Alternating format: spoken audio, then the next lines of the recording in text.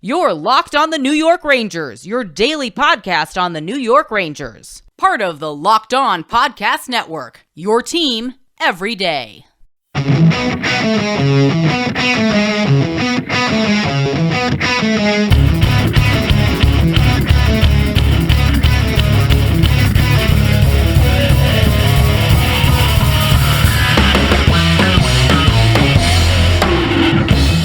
Welcome back, Blue Shirts fans, to episode number 661 of the Locked On New York Rangers podcast. I'm your host, John Chick. Just want to thank you guys, as always, for making Locked On New York Rangers your first listen every day. We are free and available on all platforms, and that song you're hearing right now is, of course, Leave the Lights On from our good friends in Passafire. You can check those guys out anywhere you get your music. And today, we're going to continue our off-season series. We do this every year. We are 2 episodes into it so far this off-season, with this, of course, being the 3rd episode. Basically, what we do, we take a look at the best and worst-case scenario for every single player on the New York Rangers entering a new season. And for today, we've already covered the top 2 lines. Today, we will move on to line 3, and I'm going to project a opening night 3rd line of Barclay Goodrow on the left wing, Filip Chytil at center, and Vitali Kravtsov on the right wing. And obviously, a lot of things could change. There were some rumors that maybe the Montreal Canadiens are looking at both Nils Lundqvist as well as Vitali Kravtsov. They seem to have interest in both of those players. We'll see if anything materializes. For Kravtsov, you never know. He could be here. He could also very easily be traded.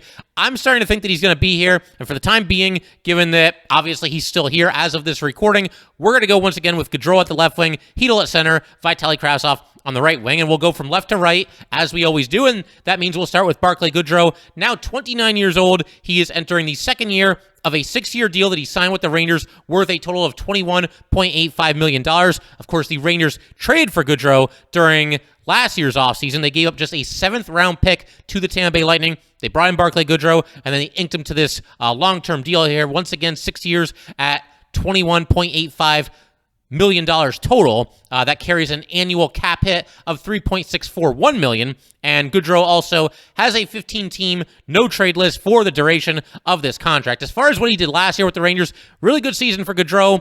Obviously either just using the eye test or going by numbers. Skated in 79 games, had a career-high 13 goals, also picked up a new career-high 20 assists, so obviously that equates to a new career-high in points as well. 33 points in 79 games.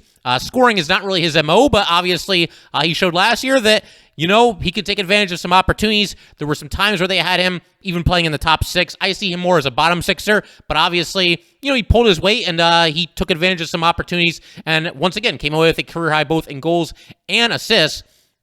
He was also a plus 13 overall. That was the 2nd best mark of his career and averaged a new career high 16 minutes and 43 seconds of ice time. Also blocked 54 shots.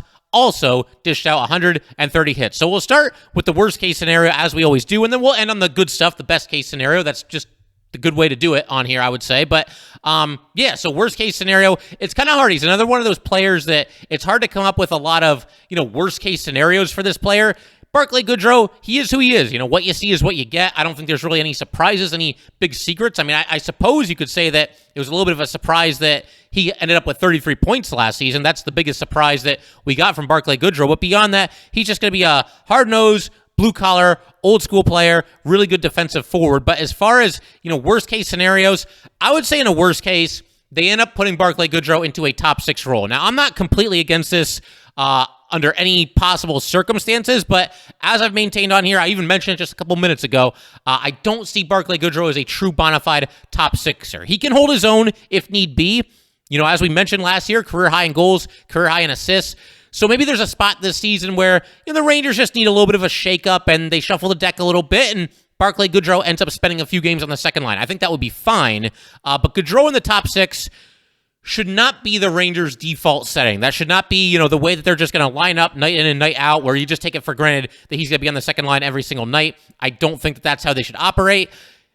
I think we're at the point where the days of guys like Jesper Fast and Dryden Hunt and even Barclay Goodrow himself, the days of those guys playing in the top 6 over guys like Capo Caco and Alexis Lafreniere should probably be over. Now, look, I think you give Lafreniere and Kakko a chance this season. If they're not cutting it, if they're not getting it done, and you have to make some adjustments, and maybe Goodrow goes into the top 6 for, like I said, a couple of games, once again, I think that's fine, but that should not be the Rangers' default setting. The Rangers should not be looking at Barclay Goodrow as a top 6 forward going into the season. So I think if he's out there, on opening night in the top 6 and however many games after that, that's kind of a worst-case scenario because I just don't think he's got the offensive prowess to really justify him being on the in the top 6. And maybe this past year, it would have made a little bit more sense because, the second line is Artemi Panarin and Ryan Strome last year, and, those two don't really have a reputation for doing a lot of the dirty work, and so somebody like Goodrow there could at least make some sense. But now you've got Trocheck with Panarin. Trocheck is there for that very reason, and so for all those reasons, I just don't see him being a true top 6er. So I think in a worst-case scenario, Goodrow probably ends up in the top 6 for the Rangers. Just don't want to see that. I think also, in a worst-case scenario, he ends up in that vacated spot on the Rangers' top power play unit. I just think there's better options, more exciting options than Barclay Goodrow. I don't think that'll happen, but we have seen where Gerard Gallant tends to favor the vets at least a little bit, at least occasionally, over some of the young guys. I think it'll end up being one of the young guys on that top power play unit, though. As far as best-case scenario, see, I told you there wasn't much for worst-case scenario for Barclay Goodrow. But in a best-case scenario, I think, for Goodrow himself, to kind of piggyback off of what I was just saying, in a best-case scenario for Goodrow personally, he actually is indeed on that top power play unit. Once again, I don't think it'll happen. I think it'll happen, for somebody like Lafreniere or Kakko or Chytil in that spot. But I suppose if you're Barclay Goodrow, hey, who would turn down the opportunity to be on the Rangers' top power play unit, right? So that's a best-case scenario, but it's only a best-case scenario for Barclay Goodrow. It's not really a best-case scenario for anybody else, namely all of us fans. I think also in a best-case scenario for Barclay Goodrow, he leads the Ranger forwards in time on the ice while the Rangers are shorthanded. As we've mentioned, the Rangers have lost quite a few of their best penalty-killing forwards. Kevin Rooney no longer here. Andrew Cott no longer here. Tyler Mott probably no longer here, just to name a few. You figure Goodrow, as far as the PK is concerned, he's going to be in the mix right there with guys like Chris Kreider, guys like Mika Zibanejad. I'm sure Vincent Trocheck will get a good chunk of time on the penalty kill. And in fact, those could be your pairings right there, your top 2 pairings as far as the penalty kill is concerned, and as far as the forwards are concerned. You probably have Kreider and Mika together, and you could have Goodrow and Trocheck together, and that sounds pretty darn good to me.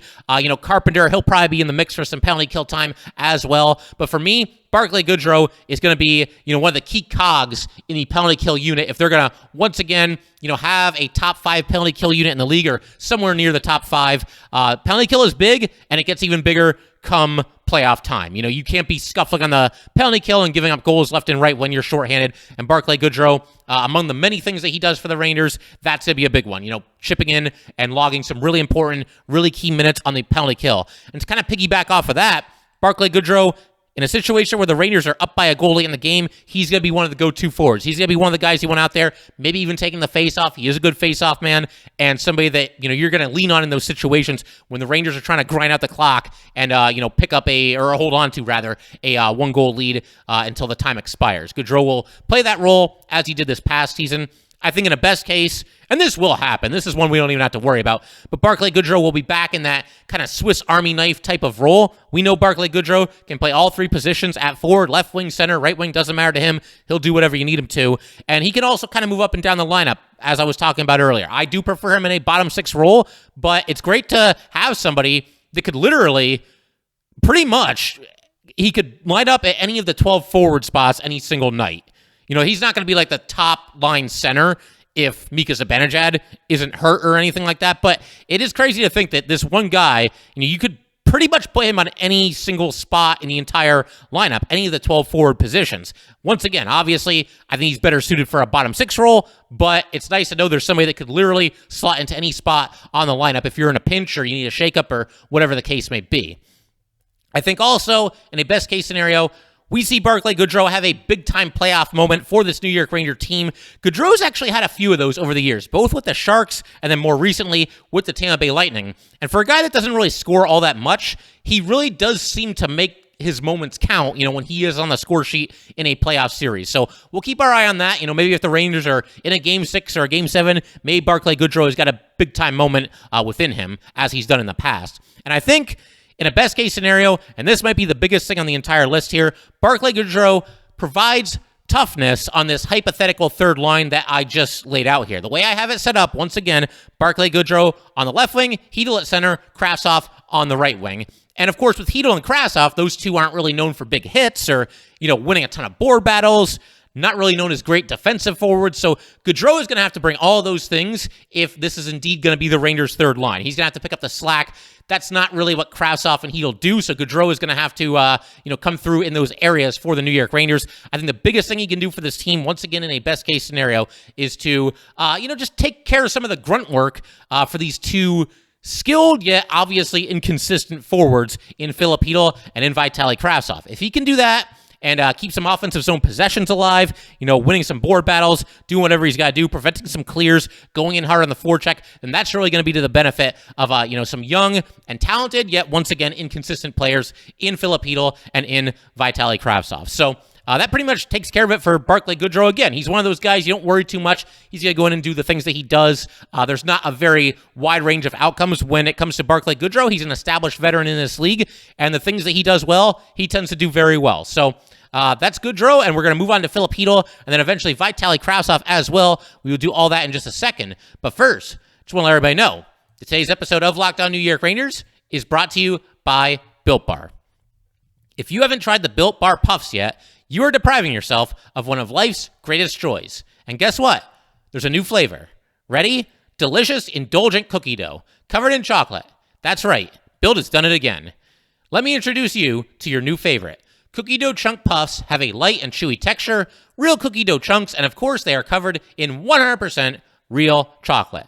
All the joys of eating cookie dough without the hassle of making it. Plus, it's healthy for you. Cookie dough chunk puffs are only 160 calories and they have a whopping 15 grams of protein. Like all Built Bars, the new cookie dough chunk puff is covered in 100% real chocolate. What's great about Built is that all the bars are made with collagen protein, which your body absorbs more efficiently, provides tons of health benefits. You are going to love the new cookie dough chunk Built Puff. Whether you need a snack for your workout, late night treat, or just a quick bite, Built is the perfect protein bar, and they taste better than a candy bar. Ditch the calories, fat, and sugar. Grab yourself a Built Bar. Go to Built.com. Use promo code LOCKEDON15 and get 15% off your order. Use promo code LOCKEDON15. All right, just want to thank you guys, as always, for making Locked On New York Rangers your first listen every day. We are free and available on all platforms. All right, let's keep this thing rolling right along here, and we're going to turn our attention to Filip Chytil, who I have penciled in as the center for the New York Rangers on the third line. As far as his age, this is his 23rd birthday as I'm recording this. I would not have known that at all, were it not for the fact that, again, I was obviously looking up some info on Filip Chytil, but regardless, happy birthday to Filip Chytil. Hard to believe that he's just turning 23 because he's obviously been here for kind of a long time. As far as his contract, he is in the second year of a 2-year bridge deal, which is worth a total of $4.6 million. It's an average annual value, an average cap hit per season of $2.3 million, and then he is a restricted free agent at the end of this upcoming season. As far as last year, 67 games for the New York Rangers, scored 8 goals, dished out 14 assists, was also a -1. And then to throw in his playoff numbers, a little bit of a bonus here, 20 games, 7 goals, 2 assists, was a -2 during that time. And again, as we always do, start with worst case, end on best case. Worst case scenario, I think about Filip Chytil and what we've seen from him over these first few years of his NHL career, and what is the one thing that kind of holds him back? Well, that would be a lack of consistency. So I think that's the first thing that springs to mind for me when we're talking about a worst case scenario for somebody like Filip Chytil, is the inconsistency just continues to plague him. Because this is somebody who shows flashes. He goes through these little hot streaks every now and then where he'll, have a 5-game point streak, or, he'll have like 6 points in 7 games or something along those lines, somewhere in that ballpark. But then he'll basically just disappear for however many games, 10 games, 15 games, whatever it might be. And in fact, his seemingly annual disappearing act, I don't want to be too harsh here, because Filip Chytil did some good things last year, and he obviously came through in the playoffs as well. This is well documented, and we've talked about it on here quite a bit, but there were times in the playoffs this past year where that kid line was the best line on the ice for the Rangers or for their opposition, and Chytil was obviously a big part of that. But, yeah, there's times where he just kind of disappears, and it cost him a few games this past season because if you guys remember, it was kind of out of the blue, but then again, when you look at it and you look at how the team was playing and how other players were faring and the roles that they were playing, there were a couple of times where Filip Chytil was a healthy scratch this past season. And again, it catches you by surprise initially, but then you look at everything and you think about it, and it's like, well, he's not really bringing anything, and he's not really going to do much defensively. He's not going to, kill penalties or anything like that. He's not going to be, a vicious hitter out there and setting a physical tone. So it gets to a point where it's like, well, if he's not producing at all offensively, then there's no real reason to make him untouchable as it pertains to being a healthy scratch. So, again, in a worst-case scenario, I think the inconsistency continues to be an issue, and maybe we even see some situations where he's a healthy scratch once again by Gerard Gallant. And this kind of goes hand-in-hand with what I was just talking about, but again, just too many nothing games for Filip Chytil. Too many games where he's just kind of a ghost, and you just don't really notice him out there all that much, and he's just kind of a non-factor. So that's first and foremost, just the overall inconsistency continuing to be an issue, and just too many games where, again, he just kind of pulls a little bit of a disappearing act. I think also, in a worst-case scenario, as it pertains to Filip Chytil, we have a situation where he stays at center and continues to struggle on the face-off dot. I have mentioned in the past that I'd be in favor of potentially moving Filip Chytil to the right wing. We see him every now and then get a little cameo on the right wing, maybe on the Panarin line, or, on the third line, whatever it might be. Every now and then they'll move him there for like a game, maybe 2 games, maybe half a game, but it never really sticks, and it seems like the Rangers are committed to making him a center. And from what I understand, from what people have said about the situation, Filip Chytil's personal preference is to play center. One of those guys who's happy to play anywhere, but if you leave it up to him, he'll play center. So I'm kind of giving up on that. Hopefully he gets better, just in general as a center. I always think he can better take advantage of his speed on a wing spot, but they're not going to do that, so he's a center. And I think in a worst-case scenario, he continues to struggle on the face-off dot. He is at a 40.5 success rate on face-offs in his career. That's got to be near the bottom of the league. Nobody really goes under 40%. Nobody really goes over 60%. So the fact that Chytil is kind of on the cusp there, I think says a lot about how much he struggled on the face-off circle. And he's improved a little bit the last couple seasons when it comes to face-off. This past season, he won 43.4%. That was a new career high.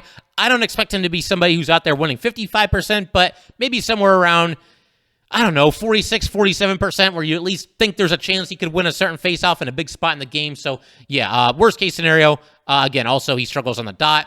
And I think in a worst-case scenario, Filip Chytil ends up getting traded either during the season or after the season. I don't think it would happen during the season unless we get near the deadline and, the Rangers, they trade away a gigantic package of players to bring in, one big-time superstar player. I don't think the Rangers would deal Chytil in the middle of the season. But as far as the offseason, I think it could easily happen because it goes back to what we always talk about here, the fact that you can't keep everybody. And Filip Chytil, is he still going to be somebody that the Rangers see as a future superstar and a guy with all this upside, or are they going to instead, move on from him in a trade and start putting that money toward guys like Lafreniere, toward guys like Keandre Miller, maybe Capo Caco when he needs a new deal, We'll see. I just get the feeling that the Rangers might prioritize other players over Filip Chytil, and for that reason, maybe he's a trade candidate after the season. Like I said, I think there's a really small chance that it would happen during the season, but I could certainly see it happening after this upcoming season. In a best-case scenario, we get playoff Filip Chytil. Filip Chytil in the playoffs did a heck of a job for this team. I already mentioned the 7 goals and the 2 assists, some timely goals as well. But it was more than just the stats and the fact that his production had picked up a little bit. It was just the eye test. The pace of play really picks up in the postseason, obviously, when it comes to Stanley Cup playoff hockey. Filip Chytil seemed to embrace that. It seemed to fit his skill set. It seemed to kind of force him to elevate his game. And for the most part, he did it. And it's not like that kid line dominated every single game. But man, like I said, I'll keep going back to this. There were nights where they were unquestionably the best line on the ice. And Filip Chytil did a great job with that. Again, scored some big goals in the playoffs as well. And just did a heck of a job. Looks like he was wise beyond his years. And I just hope that he can carry that same kind of, work ethic and that same kind of intensity and that same kind of energy. If he can bring that into the regular season for this upcoming season. Obviously, nobody can play an 82-game regular season like every game is Game 7 of the Stanley Cup Final because you'd keel over, right? But hopefully he can at least get near that, player that he was in this past year's postseason. That's what I'm looking for. I think also in a best case scenario for Filip Chytil, he works his way into the top 6. Now, I personally would not start him this season in the top 6. Once again, I think your top line, Kreider, Mika, Kakko. Your second line, Panarin, Trocheck, Lafreniere. But hey, you know what? Competition is a good thing. I think there should be something of an open competition when it comes to Filip Chytil maybe getting his way into a top 6 role. Obviously, if he's playing with Panarin, he'll get the Panarin bump just like anybody else does. And you know what? It's good that Filip Chytil is there because he can start the season on the third line. I would like to see Kakko and Lafreniere each get their chances, in the top 6. But if they struggle, if they're not getting the job done, well, we got Filip Chytil right here. We can move him into the top 6. And if the Rangers did that, presumably it would be to replace I don't think he'd be replacing Trocheck. He's certainly not going to replace Mika or Kreider or Panarin. So that leaves Lafreniere and Kakko. And in that situation, Filip Chytil can play the right wing, as a lot of us have all kind of been wanting him to do. So we'll see how that shakes out. But obviously, if Filip Chytil plays well, works his way up the lineup, that only bodes well for him, in terms of his ice time and also his scoring opportunities because he's going to be out there with some pretty amazing players. So that's the best case for Filip Chytil. I think also in a best case, he gets some increased time on the power play. As we've talked about, that 5th spot on the top power play unit is up for grabs. Lafreniere is still my pick, but Filip Chytil should certainly be given every right to compete for that job. And even if he doesn't get into the top unit, he should be on the second unit, I would think. We'll see how that shakes out. But obviously, being on the power play, that can only help your production as well. And I think this last one takes the cake, at least for me. I think in a best-case scenario, Filip Chytil stops thinking so much and just shoots the puck. When he was scoring 7 goals in the postseason, he was even joking after the one game that, I just closed my eyes and shot. He said something along those lines. I'm paraphrasing there, obviously. But yeah, I think there's times where maybe in the past he's tried to be just a little bit too fine when it comes to his shot. You look at this past season, he scored on just 5.9% of his shots, whereas the season before that was 10.5%. The season before that was 12.3%. So he's actually gone backward in that department. And I think, a lot of people like to pick on Strome when it comes to this area. Filip Chytil, though, he misses open nets probably as much or more as anybody else on the New York Rangers. Or just, maybe it's not necessarily an open ice, but he's trying a little bit too hard to be a little bit too fine with his shot. Instead of just cutting it loose, he's aiming it, and he's missing the net altogether. He'll get the puck in a high-danger scoring opportunity, and Chytil's got a good shot, and he doesn't even put it on net. When you've got as good of a shot as Filip Chytil, doesn't always need to be perfect. It doesn't always have to be right in the corner. It doesn't always have to be off the bar and in or something along those lines. Just throw it at the net. I want to see Filip Chytil get a little bit more assertive when it comes to that and just stop thinking so much and just put it at the net. He will score more goals if he's able to do that. But I think that pretty much covers Filip Chytil, all the best case and worst case scenarios. And in just a second, we will turn our attention to a player with a very, very, very, very wide range of outcomes. That would, of course, be Vitali Kravtsov, and we will talk about him in just a second. All right, that brings us to Vitali Kravtsov, the third and final member of what I believe could be and probably even should be the Rangers' opening night third line. You never know how they're going to roll, but I think this line certainly makes some sense, these 3 guys playing together on said line. And with Kravtsov, as we mentioned, wide range of outcomes here, perhaps more so than any other player on the New York Rangers, where you could envision a complete disaster. You could also envision him becoming, a pretty darn good player for this team and somebody that hopefully becomes more reliable than he's been since the Rangers drafted him. We'll start with the worst. In a worst case scenario, another meltdown, for lack of a better word. Something goes wrong.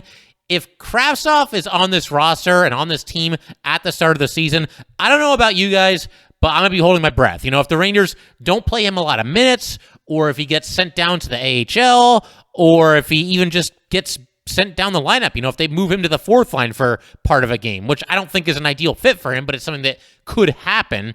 If he's a healthy scratch for a game, how is he going to handle situations such as these that I'm describing? Will he be a good soldier for this team, or will he throw a fit and demand a trade and abandon the team all over again? We don't know how that's going to shake out. We as Ranger fans basically just have to hope that Kravtsov and the Rangers have come to some sort of an understanding and that everyone is on the same page. And as we've talked about, we're not going to go into this in too much detail here today, but the entire Kravtsov saga ever since he's been drafted, it's basically been one thing after another, and there's plenty of blame to go around that includes Kravtsov himself, as well as Chris Drury, as well as how the Rangers have handled him. plenty of blame to go around. Nobody has really looked great in the whole thing. I think in a worst-case scenario, he just doesn't fit in with the locker room. We all know what a tight-knit bunch this is, and I'm hoping that, somebody or hopefully multiple players will kind of, extend the olive branch to Vitali Kravtsov, throw their arm around him. Hey, man, we need you.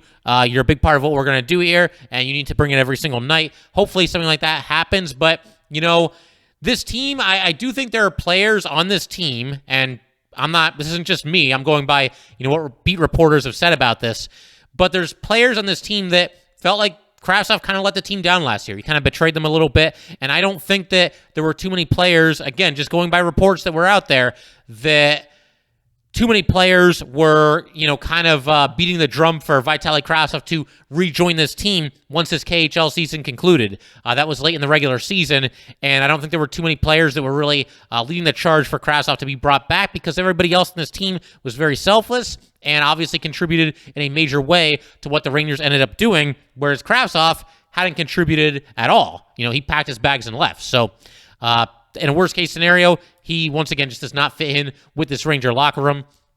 I think also in a worst-case scenario, we all know at this point that a trade of Kravtsov is certainly at least possible, but I think in a worst case, the Rangers end up trading him for pennies on the dollar. I mean, this is somebody that was a top 10 pick for this Ranger team. Obviously, the current Ranger regime, led by Chris Drury, was not the regime that selected Kravtsov so high. But, Drury was in the room. He was an assistant GM, but, his vote, I'm sure, was heard, but he doesn't get final say. And I think it was up to Drury. He certainly would not have drafted Kravtsov. So, in a worst-case scenario, the Rangers just want to get rid of him, and they give him away for next to nothing, a former first-round pick and a former top 10 overall first-round pick. And it's possible that, one of the reasons why the Rangers brought Jimmy Vesey back, he's on a PTO with the Rangers right now, and maybe part of the reason for that is as kind of a contingency plan. If the Rangers do end up trading Kravtsov, then they have somebody in Vesey to plug into Kravtsov's spot in the lineup. And now, obviously, with Vesey, at this point, he's either 30 or he's about to turn 30. Has not really lived up to the hype since he's come into this league, whether it's with the Rangers or any of the other million teams that he's traded for, just has not lived up to the hype to this point in his career. And at this point, it would seem like he does not have the kind of upside that Kravtsov still has. But if the Rangers do trade Kravtsov, then I think that might be one of the reasons why Vesey's here. He's back on what would be the league minimum, and you could plug him into Kravtsov's spot in the lineup if indeed a Kravtsov trade comes to fruition. But I don't want to be seeing Kravtsov being traded for next to nothing. I think also in a worst-case scenario is that, he's just not really that productive because his only NHL action was in 2020, 2021. That was with the Rangers toward the end of the season. Had just 2 goals and 2 assists and was a -6. I think he played better than those stats would suggest.